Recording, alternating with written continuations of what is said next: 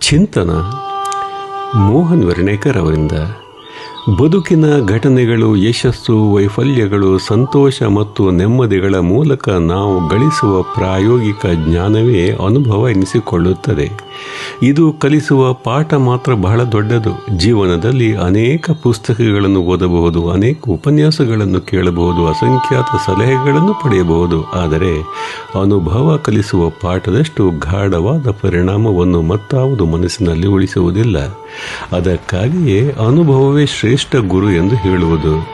ಗೆಲುವು ಆತ್ಮವಿಶ್ವಾಸವನ್ನು ಬೆಳೆಸಿದರೆ, ಸೋಲು ಎಚ್ಚರಿಕೆಯನ್ನು ಕಲಿಸುತ್ತದೆ. ನಂಬಿದವರಿಂದ ನೋವಾದರೆ ವ್ಯಕ್ತಿಗಳನ್ನು ಗುರುತಿಸುವ ವಿವೇಕ ಬೆಳೆಯುತ್ತದೆ. ಅದೇ ತಪ್ಪನ್ನು ಮತ್ತೆ ಮಾಡದಂತೆ ಬದುಕು ಎಚ್ಚರಿಸುತ್ತದೆ.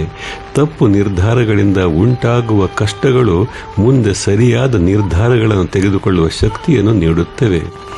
ಒಂದು ಸಣ್ಣ ಅನುಭವವು ಕೆಲವೊಮ್ಮೆ ಜೀವನವನ್ನೇ ಬದಲಾಯಿಸುವ ದೊಡ್ಡ ಪಾಠವಾಗಬಹುದು. ಅನುಭವ ನಮಗೆ ಕೇವಲ ಜ್ಞಾನವನ್ನಷ್ಟೇ ಕೊಡುವುದಿಲ್ಲ, ವಿನಯ, ತಾಳ್ಮೆ, ಸಹನೆ ಮತ್ತು ಪ್ರಬುದ್ಧತೆಯನ್ನು ನೀಡುತ್ತದೆ.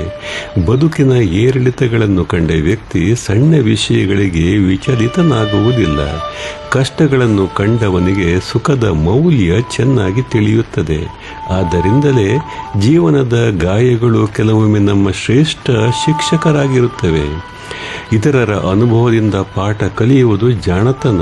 ಆದರೆ ಪ್ರತಿಯೊಬ್ಬರ ಬದುಕಿನ ಪಯಣ ವಿಭಿನ್ನವಾದುದರಿಂದ ಕೆಲವು ಪಾಠಗಳನ್ನು ಸ್ವತಃ ಅನುಭವಿಸಿಯೇ ಕಲಿಯಬೇಕಾಗುತ್ತದೆ.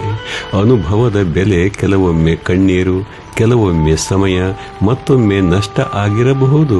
ಆದರೆ ಆ ಬೆಲೆ ಕೊಟ್ಟ ಬಳಿಕ ಸಿಗುವ ಜ್ಞಾನ ಅಮೂಲ್ಯವಾಗಿರುತ್ತದೆ. ಆದ್ದರಿಂದ ಜೀವನದಲ್ಲಿ ಎದುರಾಗುವ ಪ್ರತಿಯೊಂದು ಅನುಭವವನ್ನು, ಅದು ಸಂತೋಷದ ಕ್ಷಣವಾಗಿರಲಿ ಅಥವಾ ದುಃಖದ ಘಟನೆಯಾಗಿರಲಿ, ಒಂದು ಪಾಠವೆಂದೇ ಸ್ವೀಕರಿಸಬೇಕು. ಅನುಭವಗಳು ನಮ್ಮನ್ನು 3 ರೀತಿಯಲ್ಲಿ ಪೋಷಿಸುತ್ತವೆ.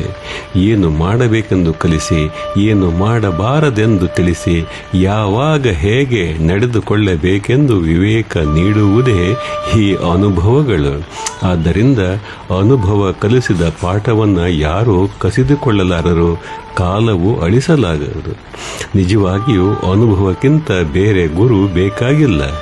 ನೆನಪಿರಲಿ, ಅನುಭವ ಕಲಿಸುವ ಪಾಠಕ್ಕೆ ಪರೀಕ್ಷೆ ಇಲ್ಲ. ಆದರೆ ಆ ಪಾಠವೇ ಬದುಕಿನ ಎಲ್ಲ ಪರೀಕ್ಷೆಗಳನ್ನು ಎದುರಿಸುವ ಶಕ್ತಿಯನ್ನು ನೀಡುತ್ತದೆ.